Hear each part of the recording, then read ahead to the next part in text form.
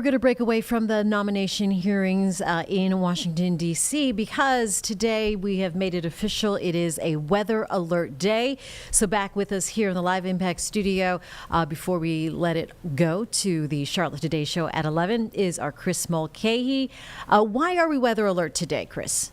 We're weather alert not just because we like the color red. It's really because of the flash flooding. And earlier on of the 9 o'clock hour, we kind of went around and just showed where we saw some of those heavy rain totals, where we saw up to pretty much 5 to 8 inches spread either across Pennsylvania, New York. There was also some signs of it in Virginia. So we're under that environment that slow-moving thunderstorms are going to be a possibility. And you can't always do that saying, hey, you have slow-moving thunderstorms. This happens all the time, but we have the right environment. We have a low to a moderate threat for the Charlotte area. We've already seen flash flood warnings over in Raleigh, so we just want you to be weather alert for the afternoon and the evening. It looks like the morning rain that we saw earlier, I think, is good to go. So let's go right to the radar. Here's what's happening right now. That one system is now kind of fizzled out overall. I apologize. I'm on weather 1 today. That's an appropriate graphic, though, because I know it's a 60%. That'll show us a little bit. Yep. Yeah, so it's like communications key. That's okay. So sorry about that.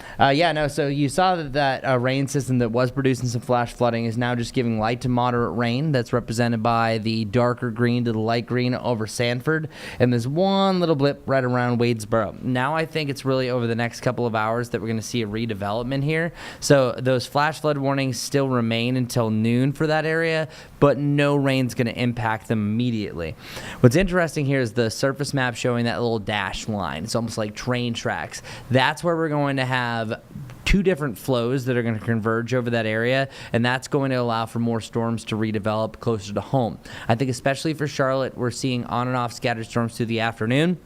Might take a break for more can come a little bit later on in the evening. But again, we are a weather alert today really for the afternoon and the entirety of the evening. I wish I could narrow it down, but we've already seen these all over the place. And we can kind of specify some time frames for you and pick where you live here on a Futurecast in a second. But we're not talking about severe weather. I'm not saying that you won't see a strong storm. Likely it might be just a special weather statement that's usually for a severe storm. And then you just need to stay updated. You're already doing it right now. WCNC Plus. That's right. You talk a lot more here. We're also going to have Becca in here where they have that elongated show right around 6:30.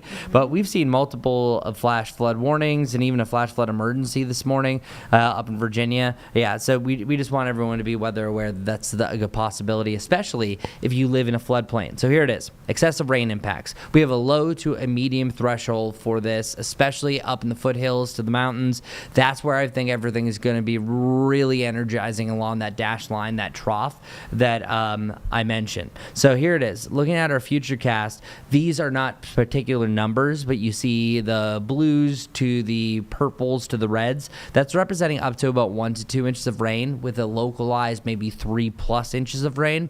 I think that just as we've seen, it's those little dots. That's where you see the flash flooding, where oftentimes whenever you do the estimates for the 1 in 1,000 year flood event, that's a 0.1% chance of happening. I'm not saying that's going to happen now, but that's for a given location that you have that. Of course, some have a better chance than others just depending on the geology of the area. But for us, we're already seeing that line re-trigger as we're having more of that heat and humidity. We've seen a nice mix of cloud and sunshine. So this, what you're looking at right now, is about 1 o'clock. So I think really from 1 to 5, we're going to see scattered showers and thunderstorms in between the I-40 to the I-85 corridor. Some of us are going to miss these entirely. That's been the trend. We've had many of us that have gotten over 2 inches of rain over the last few days, while others haven't even seen a drop at their house, or maybe just some drops that didn't add up to too much.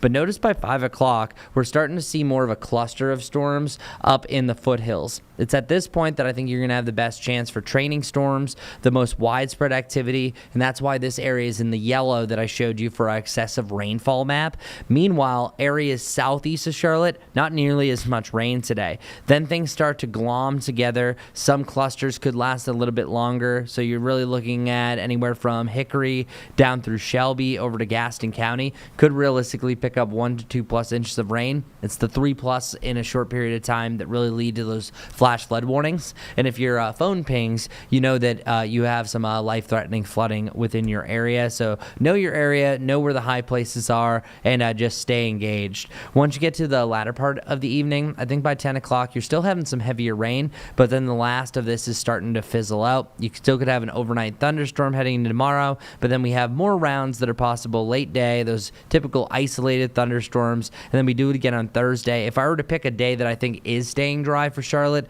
that's Thursday. I think you have rain in the mountains, but right now that looks to be the day to do anything outside that you need dry weather, or at least your best chance. So only a spotty 10% chance that day.